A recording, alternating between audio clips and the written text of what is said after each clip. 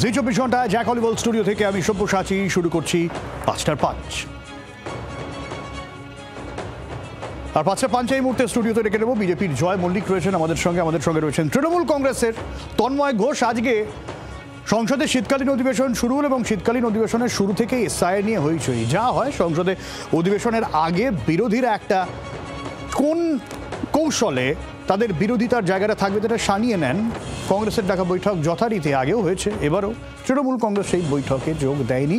তৃণমূল কংগ্রেসের তরফ থেকে খোঁচা ওসব কফির আড্ডায় তারা থাকেন না এবং এই জায়গা থেকেই খুব স্বাভাবিক প্রশ্ন উঠছে যে কফির আড্ডা কেন? তাহলে কি বিরোধীরা খুব একটা সিরিয়াস নন এই বিরোধিতার ক্ষেত্রগুলোকে নিয়ে, নাকি তৃণমূল কংগ্রেস একাই এই বিরোধিতার ব্যাটনটা হাতে নিয়ে যেতে চায়? কারণ বিহারে আর একবার কংগ্রেসের কৌশলগত দিক নিয়ে প্রশ্ন উঠেছে যে বিজেপিকে টক্কর দিতে তারা কতটা সমর্থ। সেই জায়গা থেকে কি তৃণমূল কংগ্রেস তারা দাবি করছে যে একমাত্র তারাই যারা বিজেপিকে আটকাতে পারে? এই নিয়ে আজকে আলোচনা করবো। আমি শুরুতে তন্ময়দার কাছে যাবো। তন্ময়দা, কফির আড্ডা তোমাদের তরফ থেকে বলা হলো ঠিক কোন জায়গা থেকে? একটা জিনিস পরিষ্কার সারা দেশের মানুষ দেখতে পাচ্ছে, বিহারে যখন এসআইআর ঘোষণা হলো তারপর কিছুদিন ভোট চুরি এটা ওটা সেটা বলে প্রচুর র্যালি হলো, প্রচুর লোকজন হলো, হঠাৎ করে পুরো বিষয়টা থেকে বেরিয়ে গেলেন কংগ্রেস নেতৃত্ব এবং পুরো মাঠটা ছেড়ে দেওয়া হলো বিজেপিকে। এবার পাল্টা হচ্ছে পশ্চিমবাংলায়। দেখুন, পশ্চিমবাংলায় যেদিন থেকে এসআইআর ঘোষণা হবে বলেছে তার আগে থেকে আমরা এই এসআইআর এর সাংবিধানিক যে স্বীকৃতি, অর্থাৎ এটা আদৌ সংবিধানগত কিনা হচ্ছে কিনা এই পদ্ধতিটা, সেটা নিয়ে প্রশ্ন তুলেছি, এর প্রয়োগ নিয়ে প্রশ্ন তুলেছি, এর উদ্দেশ্য নিয়ে প্রশ্ন তুলেছি। আমাদের নেত্রী মমতা বন্দ্যোপাধ্যায়, অভিষেক বন্দ্যোপাধ্যায় রাস্তায় নেমেছেন, আমরা প্রত্যেকটা জেলায় মিছিল করছি, আমাদের প্রত্যেকটা বুথে বিএলএ টুরা থাকছে। অর্থাৎ লড়াইটা একদিকে যেমন মাঠে ময়দানে, আর একটা দিকে পাশাপাশি মানুষের সাথে থেকে ক্যাম্প তৈরি করা হয়েছে প্রত্যেকটা পঞ্চায়েতে। এই যে বিপুল যজ্ঞের আয়োজন করা হয়েছে, কারণ কি বিজেপি নির্বাচন কমিশনকে বি টিম হিসাবে ব্যবহার করে যেভাবে ভেবেছিল বিহার দখল হয়ে গেছে, তোমার কথা মতো বা তোমাদের কথা মতো বাকি বিরোধীরা তার মানে বিরোধিতার ক্ষেত্রে সিরিয়াস নয় অথবা বিজেপিকে টক্কর দিতে সমর্থ নয়, তাই তো? আমরা বাংলার ক্ষেত্রে বলতে পারি বাংলাতে এই মুহূর্তে বাকি কেউ নেই এবং তুমি সংসদে যখন যাচ্ছ তো সর্বভারতীয় স্তরে আসছি এবং বারবার দেশের ক্ষেত্রে, জাতীয় ক্ষেত্রেও প্রমাণিত হয়েছে 2021, 2023, 2024 সমস্ত টাইমে যতবার নির্বাচন হয়েছে ততবার আমরা বিজেপিকে নির্বাচনে পর্যদস্ত করতে পেরেছি। সেখানে আপনারা দেখুন যে কংগ্রেসের কি ভূমিকা। তারা জাতীয় দল হিসেবে থেকে তারা তো শুধুমাত্র আলোচনা এবং এই কথাগুলো তোমরা আগে অনেকবার বলেছো। আমার নির্দিষ্ট প্রশ্ন, তোমরা কি মনে করছো কংগ্রেস এবং বাকি বিরোধীরা যারা আজকে তোমাদের এই সোকল্ড কফির আড্ডায় ছিল তারা বিরোধিতায় ব্যর্থ, না বিরোধিতায় দুর্বল, পারছে না তারা? একমাত্র বাকিদের বিরোধিতা যখন উত্তরপ্রদেশে হবে সেখানে অখিলেশ যাদব তার মতো করে লড়াই করছেন, বাকি যেখানে তামিলনাড়ুতে হবে এম কে স্ট্যালিন তার মতো করে লড়াই করছেন, কিন্তু কংগ্রেস যে মূল সুর বাঁধার ক্ষেত্রে নিশ্চিতভাবে বিহারে তো ব্যর্থ, এটা প্রমাণিত হয়েছে। আমরা চাই না, আমরা চাই মাঠে ময়দানে আন্দোলন। এখন কংগ্রেসকে বুঝতে হবে বিজেপির বিরুদ্ধে লড়াই করতে গেলে সারাক্ষণ 24 ঘন্টা 365 দিন সিরিয়াস ভাবে লড়াই করতে হবে। সেটাকে শুধুমাত্র আলোচনার গণ্ডিতে, ইন্টেলেকচুয়াল গণ্ডিতে রাখলে চলবে না। তার পাশাপাশি মাসের কাছে, জনতার কাছে নিয়ে যেতে হবে, কারণ গণতন্ত্রের তো শেষ কথা জনতাই বলবে, তারাই সর্বোচ্চ ক্ষমতাশালী। আমরা সেই জায়গাটাকে তুলে ধরার চেষ্টা করছি। জয়দা, না, একদিকে যেরকম কংগ্রেসের সঙ্গে আগে আমরা দেখলাম কংগ্রেসের সর্বোচ্চ নেতৃত্ব সেন্ট্রাল লিডার রাহুল গান্ধীর সঙ্গে একদম আমাদের ভাইপো বাবু গিয়ে যেরকম মিটিং করেছেন, সেখানে তো মনে হলো যে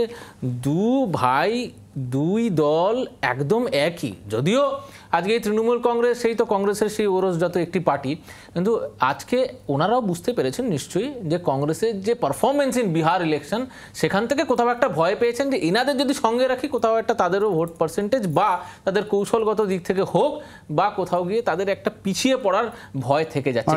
ফেল করেছে আমি মিশবো না, অ্যাবসলিউটলি। এবারে কোথাও গিয়ে এবার আমাদের যে পশ্চিমবঙ্গের বর্তমান যে পরিস্থিতিটা বারবার আপনারা টেলিভিশনের পর্দায় দেখাচ্ছেন যে ভাইপো বাবু বিভিন্ন জায়গায় বিরোধিতা করছেন। একটু বলে রাখি যে কিন্তু এটা তো ফ্যাক্টর জয়দা, বাংলায় তোমরা পারছো না তৃণমূলকে সরাতে, এটা তো ফ্যাক্ট। 2026-এর নির্বাচনে সাধারণ মানুষ ইভিএম এ বোতাম চেপে বোঝাবে যে তারা কাদের সঙ্গে আছে। সে তো প্রত্যেক বছরই তোমরা বলো। আমরা প্রত্যেক বছরই এগিয়েছি, আমরা 3 থেকে 77 হয়েছি, 77 থেকে 177 হব না সে কে বলেছে? তো পয়েন্ট ইজ, আজকে যে এসআইআর নিয়ে আলোচনা হচ্ছে, একটু বলে রাখি যে বলো তো এসআইআর সমস্যাটা কোথায়? আজকে যে বিএলওরা, যে বিএলওদের পারফরমেন্স নিয়ে বা যে বিএলওদের সমস্যা নিয়ে কথা হচ্ছে, তোমরা টেলিভিশনের পর্দায় দেখিয়েছো যে লোকগুলো রেলিং নিয়ে ঠেলাঠেলি করছে ইলেকশন কমিশনের অফিসের সামনে, তাদেরকে যখন জিজ্ঞেস করা হচ্ছে আপনি কোন বিধানসভার কোন বুথের বিএলও, তারা উত্তর দিতে পারছে না। বলছে না আমি তো আমার স্বামী বিএলও, আমি বিএলও নয়, আমার বন্ধু বিএলও, আমি বিএলও। কিন্তু বিএলও অধিকার রক্ষা কমিটি কিন্তু ওরা বেশ সময় ধরে বিক্ষোভ করছিল। দাবিটা শুধু আজকের নয়, দাবিটা কি? দাবিটা সব্যসাচী ভালো করে বোঝো যে তাদের বলা হয়েছিল তাদের নাকি ওভারবার্ডেন হয়ে যাচ্ছে। যদি ওভারবার্ডেন হয়, যদি সত্যি কাজের চাপ এতটাই হয়, তাহলে আমি 24শে নভেম্বরের একটা আঁকড়া দিচ্ছি বা ফিগার দিচ্ছি যে 24শে নভেম্বর অবধি 4,55,00,000 এনুমারেশন ফর্ম ডিজিটাইজ হয়ে গেছে, মানে আপলোড হয়ে গেছে। এবং প্রচুর বিএলও আছে যাদের 90% থেকে 95% যে ফর্ম তারা কালেক্ট করেছে তারা আপলোড করে ফেলেছে। তাদের বুথের যে কাজ, সেই বুথের কাজও 75 to 80% তারা কমপ্লিট করে ফেলেছে। তার মানে এই ফিগার এটাও প্রমাণ করে যে বিএলও তাদের কাজের মানসিকতা আছে, যারা তারা তৎপরতা দেখিয়েছে এই কাজ করার জন্য, সৎ সাহস দেখিয়েছে, তারা কিন্তু যদি না তোমাদের একটা যুক্তি আছে পাল্টা, তাহলে সংসদে এসআইআর নিয়ে আলোচনা তোমাদের সমস্যা কোথায়? করতেই পারো, এটা তো গত অধিবেশন থেকে বিরোধীরা বলে আসছে। দেখো পয়েন্ট ইজ, তুমি আমাকে আজকে তুমি দেখো গতবারও একই ইস্যুতে হইচই, এবারও একই ইস্যুতে হইচই, করে না আলোচনা।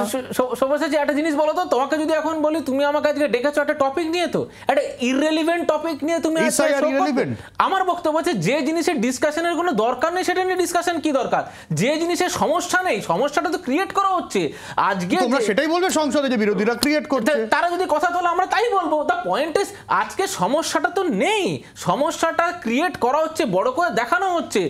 80,000 booth, Sabyasachi try to understand the figure is 80,000 booth. এই 80,000 বুথে 80,000 বিএলওকে অ্যাপয়েন্ট করেছে ইলেকশন কমিশন, এবং তার মধ্যে এই মুষ্টিমেয় 80টা লোককেও আমরা টেলিভিশনের পর্দায় সেদিন দেখতে পাইনি। আজকে যে সংসদে হইচই হলো, গোটা বিষয়টা প্রধানমন্ত্রী বলছেন বিরোধীদের নাটক। কি বলেছেন একবার শোনাই, তারপরে তন্ময়ের কাছে আসছি। ड्रामा करने के लिए जगह बहुत होती है, जिसको करना है करते रहें। यहां ड्रामा नहीं, डिलीवरी होनी चाहिए। नारे के लिए भी जितने नारे बुलवाने वो पूरा देश खाली पड़ा है।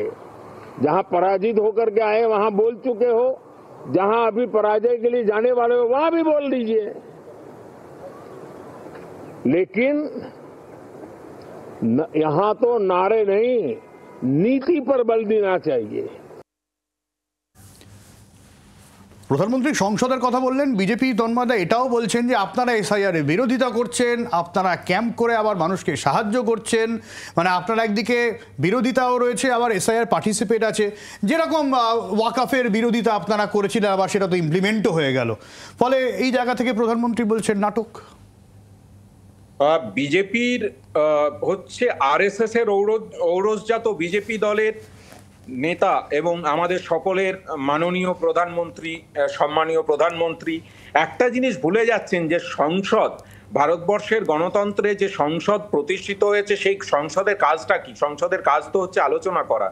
সেখানে বিরোধীরা সংসদীয় গণতন্ত্রে তাদের কথা তুলে ধরবেন এবং যারা শাসক পক্ষে আছেন, সে যে দলই থাক, তারা তার উত্তর দেবেন।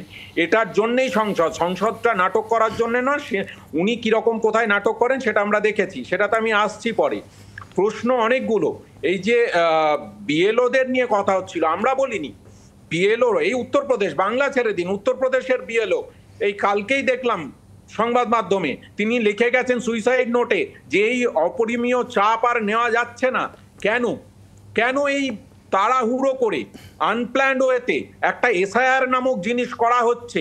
এখন বলছে বিএলওরা করতে বাধ্য, তাদের রুটি রুজি যদি না করে গান পয়েন্টে রেখে, এটা মানবিক বা গণতান্ত্রিক পদ্ধতিতে হচ্ছে, গান পয়েন্টে রেখে তুমি না করলে তোমাকে সাসপেন্ড করে দেবো, তোমার চাকরি চলে যাবে। কারণ কি, আমার ক্ষমতা আছে 324 নম্বর ধারা অনুযায়ী। আবার ওই 324 নম্বর ধারার পরেই মাননীয় সুপ্রিম কোর্ট কিন্তু স্মরণ করিয়ে দিয়েছেন ভারতের জাতীয় নির্বাচন কমিশনের ক্ষমতা অপরিসীম, কিন্তু সেটারও একটা সীমা আছে, অর্থাৎ অপরিসীমার বাইরেও সীমা আছে। এই অদ্ভুত একটা বিষয়, সেই জায়গাটা ওনারা ভুলে যাচ্ছেন। এসআইআর নিয়ে কেন আলোচনা হবে না? আমি জাস্ট 3টে পয়েন্ট ধরছি। 1950 সালের the representation of the people's act and registration of electorals rule 1960 সাল, এই অনুযায়ী 3টে প্রভিশন আছে। 21 নম্বর ধারার 3টে উপধারা আছে, সেখানে বলছে একটা নিবিড় সংশোধনী অর্থাৎ ইন্টেন্সিভ রিভিশন হতে পারে, সারসংক্ষেপ বা সামারি রিভিশন হতে পারে, এবং অংশত নিবিড় মানে পার্টলি ইন্টেন্সিভ বা অংশত সামারি, পার্টলি সামারি হতে পারে। এই স্পেশাল ইন্টেন্সিভ রিভিশন এইটা এই 1960 সালের যে রুলস, সেই রুলসে কোথাও লেখাই নেই এসআইআর কথাটা। তাহলে সেটা নিয়ে যদি সংসদে বিরোধীরা আলোচনা করতে চায়, মাননীয় প্রধানমন্ত্রী বা শাসক দলের থেকে তো আমরা আশা করি ওনারা বুঝিয়ে বলবেন যে না, আমরা এই প্রেক্ষিতে করেছি। কেন বিরোধীরা প্রশ্ন তুলবে না যে 8টা রাজ্য, তারা বলছেন বহিরাগত এসছে, আচ্ছা মেনে নিলাম অনুপ্রবেশকারী এসছে। আমার বক্তব্য হচ্ছে 8টা রাজ্যের সঙ্গে বাংলাদেশ এবং মায়ানমারের বর্ডার আছে, তাহলে সেই রাজ্যগুলোতে কেন করা হলো না? শুধুমাত্র বেছে বেছে পশ্চিমবঙ্গকেই কেন করা হচ্ছে? আমরা সেই প্রশ্ন তুলব না? এই প্রশ্ন তোলার অধিকারটা কেড়ে নিতে চাইছেন মাননীয় প্রধানমন্ত্রী বা সংসদের যারা শাসক দলের প্রতিনিধি।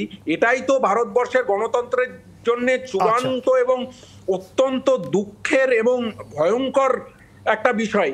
সংসদে আলোচনা হবে, বিরোধীরা বলবেন, তত্ত্বর বিনিময় হবে এবং সেখান থেকে নতুন তত্ত্বের নির্মাণ হবে। এটাই ভারতবর্ষের গণতন্ত্রীয় মানে সংসদীয় গণতন্ত্র। সেখানে দাঁড়িয়ে যদি আলোচনাটাই না করতে দেয়, তাহলে তো আর গণতন্ত্র থাকবে না, সে তো স্বৈরতন্ত্রে পরিণত হবে। আচ্ছা, উত্তর নেই না, আমি একটা জিনিস বুঝছি না যে কতটা সেলফ কন্ট্রাডিক্টরি। নিজের ভার্সন তৃণমূল নেতা, তৃণমূলের প্রতিনিধি আরেকজন সেইটাকেই কন্ট্রাডিক্ট করছে। ভালো করে বুঝুন। প্রথম আমরা যখন জিজ্ঞেস করছি যে মুখ্যমন্ত্রী, সে বলছে এসআর হোনে নেই দুঙ্গা, এসআর হোনে নেই দুঙ্গা, আমি নাকি সে নাকি ইলেকশন কমিশনের এর সামনে ধর্ণা দেবে। আমি এখনো পর্যন্ত মুখ্যমন্ত্রীকে ধর্ণা দিতে দেখিনি। উল্টো দিকে নির্বাচন কমিশনের প্রতিনিধি বিএলও তার বাড়িতে গিয়ে এনুমারেশন ফর্ম দিয়ে এসেছেন এবং ধর্ণার সময় তো এখনো আসেনি। উনি বলেছিলেন যে বৈধ ভোটারের নাম বাদ গেলে প্লিজ যখন বেরোবে তখন দেখা যাবে। ভেরি গুড, তাহলে আমরা অপেক্ষা করি। দ্বিতীয়, বিভিন্ন আবার তৃণমূল নেতাকে যখন জিজ্ঞেস করা হচ্ছে আপনি কি এসআইআর এর বিরোধিতা করছেন, কেউ বলছে হ্যাঁ করছি, কেউ বলছে আবার না করছি না। এরকম আমি জানি না তন্ময়দা কি বলবে, কোন দিকে আছে।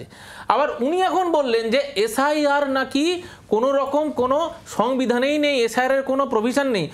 অবাক হয়ে যাচ্ছি তন্ময়দা, আপনি নিজে খুব ভালো করে জানেন যে এসআইআর এর আগের বার কতবার হয়েছে এবং এসআইআর প্রথমবার হচ্ছে না। আর যদি এটা অসাংবিধানিক হয়, একজন দেশের ইলেকশন কমিশনের চেয়ারপারসন, চিফ ইলেকশন কমিশন, সে ওখানে বসে প্রেস কনফারেন্স করে বলতে পারতো না যে আমি এসআইআর করছি? তো এটা হাস্যকর হয়ে যাচ্ছে। আমার প্রশ্নটা এটা, সমস্যাটা কোথায়? এসআইআর বলছে আমি সেই ব্যক্তিদের ভোটার তালিকায়, তন্ময়দা বলেনি, আপনি উত্তর দেবেন। আমার প্রশ্ন হচ্ছে তন্ময়দা একটু ক্ল্যারিটি দিয়ে বলুন, দর্শকরা দেখুক, শুনুক আপনারও কথা, যে এসআইআর হলে সমস্যাটা কোথায়? এসআইআর পরিষ্কার বলছে যে ব্যক্তি মারা গেছে সেই ব্যক্তি ভোটার তালিকায় থাকবে না। যে ব্যক্তি ডুপ্লিকেট ভোট, মানে আমার আপনার কারোর যদি 2 জায়গায় 3 জায়গায় ভোটার নাম থাকে, তাহলে এক জায়গাতেই থাকবে, বাকিগুলো ডিলিট হবে। যে ব্যক্তি অন্য জায়গা থেকে নাম এসছে তাকে খুঁজে পাওয়া যাচ্ছে না, তার বাড়িতে যাওয়া হয়েছে একাধিকবার কিন্তু খুঁজে পাওয়া যাচ্ছে না, সে নেই, তার নাম থাকবে না। এবং স্বাভাবিকভাবে যারা কাঁটাতারের নিচ দিয়ে এসছে তাদের নাম থাকবে না। এবার আপনি একটু ক্ল্যারিফাই করে বলুন তো, যে এই লোকগুলো যাদের নাম থাকার কথা বলা হচ্ছে যে এদের নাম থাকবে না, তাদেরকে আপনারা রাখতে এত তৎপর কেন? তার মানে ভোট ব্যাংক শুধু? তার মানে রাজনীতিটা কে করছে? তৃণমূল করছে, এটা স্পষ্ট হয়ে গেল। তো আপনাদের বারবার যখন জিজ্ঞেস করা হচ্ছে আপনারা এর উত্তর দিতে পারেন না, কিন্তু আজকে যখন বিএলওদের জিজ্ঞেস করা হচ্ছে, বিএলওদের পারফরমেন্স, 80,000 বিএলও, 80,000 বিএলওর মধ্যে 80 জন বিএলওকে আমরা ওখানে দেখিনি যে প্রপারলি তারা ধর্ণা দিচ্ছে, তারা ঠেলাঠেলি করছে। কিন্তু এই 80,000 বিএলওর মধ্যে সর্বশেষ আমি দাবি করছি যে একদম প্রত্যন্তর গ্রামে, যেখানে মনে হচ্ছে তারা হয়তো টেক সেভি নয়, মোবাইল চালাতে পারে না, তারাও কিন্তু তাদের 90% উপরে কাজ কমপ্লিট করে ফেলেছে। আচ্ছা, আমার আলোচনা একদম প্রায় শেষ পর্যায়ে চলে এসেছে। আমি আসবো তন্ময়দার কাছে আসার আগে যে নিয়ে আলোচনা শুরু করেছিলাম, আজকে এসআইআর নিয়ে দিনভর হইচই চলেছে। তার আগে কংগ্রেসের যে বৈঠকে, যেখানে খোঁচা তৃণমূল কংগ্রেসের কফির আড্ডা, মোহাম্মদ সেলিম একটা নির্দিষ্টভাবে অভিযোগ তুলেছে এই গোটা বিষয় নিয়ে তৃণমূল কংগ্রেসের বিরুদ্ধে। কি সেটা শোনাই, তারপর আসি তন্ময়ের কাছে। বিজেপির কিছু অ্যালায়েন্স আছে আর কিছু এক্সট্রেঞ্জ অ্যালায়েন্স আছে, যেমন বিয়েতে হয় না সম্পর্ক, সেপারেশন হয়, ঠিক আছে, ডাইভোর্স নয়, এক্সচেঞ্জ বলে তাকে, দূরত্ব হয়েছে, এবং তাদের মধ্যে একটা পোটেনশিয়াল অ্যালায়েন্স থাকে যারা ভবিষ্যতে আবার ফিরতে পারে। জন্মলগ্ন থেকে অ্যালায়েন্স পার্টনার বিজেপির, মাঝখানে একটু বিচ্ছিন্ন, ভবিষ্যতে আবার যেতে পারে। এটা মমতা ব্যানার্জি বারবার বলেছেন। মোদী যখন প্রধানমন্ত্রী ছিল তখন তিনি বলেছিলেন আদবানি হলে আমি সমর্থন করতাম, অরুণ জেটলি হলে আমি সমর্থন করতাম, মোদী আছে বলে আমি সমর্থন করছি না। প্রদেশ কংগ্রেসের তরফ থেকে একই দাবি করা হয় যে তন্ময়দা আপনারা হচ্ছে বিজেপির বি টিম। না, সেলিম সাহেব যেটা বললেন, উনি তো নিজের দলটাকে অলরেডি বাংলায় পোস্টার বানিয়ে ফেলেছেন। রাস্তায় নেই, আন্দোলনে নেই, মানুষের পাশে নেই, আছেন শুধুমাত্র ফেসবুক, সোশ্যাল মিডিয়া এবং মিডিয়াতে। সমস্যাটা হচ্ছে এইখানে, মানুষের পাশে থেকে আন্দোলনটা করতে হয়। তো উনি আগে উনি যে এত কথা বললেন, উনি আগে স্টেটমেন্ট দিন, উনি এসআইআর এর পক্ষে না বিপক্ষে। যদি এসআইআর নিয়ে কোনো সমস্যা না থাকে তাহলে প্রশ্নই ওঠে না, তাহলে ঠিক আছে, তৃণমূল বিজেপি তারা লড়াই করছে, ওনারা মাঠের বাইরে থাকুন, খেলা দেখুন। এমনিতেও মাঠের বাইরেই আছেন ওনারা, আর প্রথম একাদশে চান্স পাচ্ছেন না, গ্যালারিতে বসে আছেন। কিন্তু যদি মনে হয় যে এসআইআর এর কোথাও সমস্যার কারণ আছে, যেটা আমি এখন বলবো, তাহলে তাই নিয়ে তো মানুষের কাছে যেতে হবে, আন্দোলন করতে হবে, মানুষের পাশে থাকতে হবে। কোনোটাই করছেন না, সুতরাং ওনার কথা আমি গুরুত্ব দিচ্ছি না। এবার জয় যেটা বললো, আমি কয়েকটা কথা বলি। এসআইআর সমস্যাটা কোথায়? সমস্যাটা হচ্ছে এখানে যে ভারতবর্ষের জাতীয় নির্বাচন কমিশনের কাজ হচ্ছে, সংবিধানের ৩২৫ নম্বর ধারায় বলছে জাতি, বর্ণ, ধর্ম, লিঙ্গ নির্বিশেষে সমাজের সমস্ত মানুষের অংশগ্রহণের মাধ্যমে সরকার গঠন হবে। এবং নির্বাচন কমিশনের কাজ খুব স্পেসিফিক, তারা দেখবেন যে কে ভোটার নন, কে বৈধ ভোটার, কে বৈধ ভোটার নন, মানে মৃত ভোটার বাদ বা বাইরে থেকে যদি যে এসছেন তিনি বাদ। কিন্তু তিনি ঠিক করে দেবেন না যে কে নাগরিক, কে নাগরিক নন। এটাই ইলেকশন কমিশনের আওতায় পড়ে না, এটা কেন্দ্রীয় স্বরাষ্ট্র মন্ত্রকের আওতায় পড়ে। কিন্তু এই মুখ্য নির্বাচনী আধিকারিক যিনি কিনা আসলে 2023 সালে আইনটাই বদলে দিয়ে, আমরা সবাই জানি আগে আইন ছিল ভারতবর্ষের মাননীয় প্রধানমন্ত্রী, মাননীয় chief justice of supreme court এবং বিরোধী দলনেতা, অর্থাৎ একটা ব্যালেন্স থাকবে গণতন্ত্রের। সেখান থেকে মুখ্য নির্বাচন কমিশনারকে নিয়োগ করা হবে। সেই নিয়মটাই বদলে দেওয়া হলো সংসদে, সমস্ত বিরোধীরা যখন ছিল না, বিরোধী সাংসদদের সাসপেন্ড করে নিয়মটা বদলে দিয়ে কি করা হলো, শুধুমাত্র বিরোধী দলনেতা এবং এই সুপ্রিম কোর্টের চিফ জাস্টিসকে বাদ দিয়ে দেওয়া হলো। একজন আর কেন্দ্র আর একজন মন্ত্রী থাকবেন, মানে মাননীয় প্রধানমন্ত্রীর সঙ্গে আর একজন কেন্দ্রমন্ত্রী থাকবেন। তাহলে কি হলো, 2:1 হয়ে গেল। প্রথমেই খেলাটা ওখানে শুরু হয়েছে। তারপরে কি হলো, এরপরে কোন জায়গায় এসে দাঁড়ালো? এসআইআর এর সমস্যাটা কোথায়?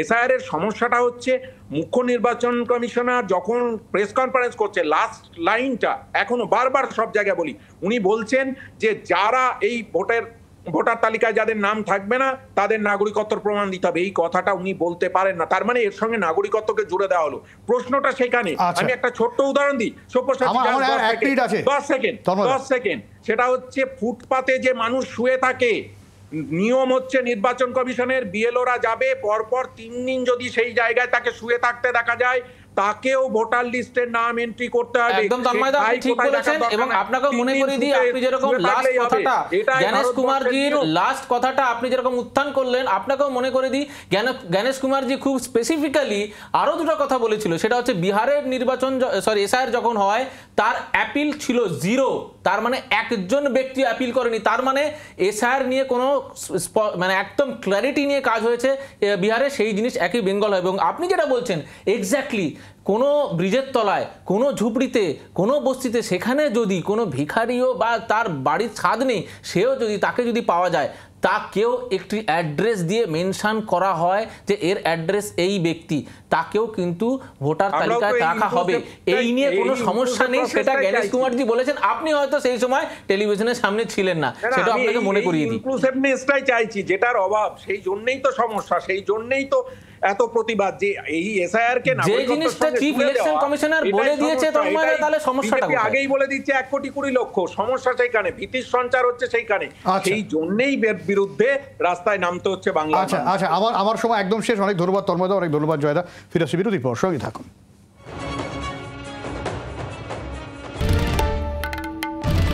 বাংলার আওয়াজ, বাঙালির আবেগ, জি 24 ঘন্টা।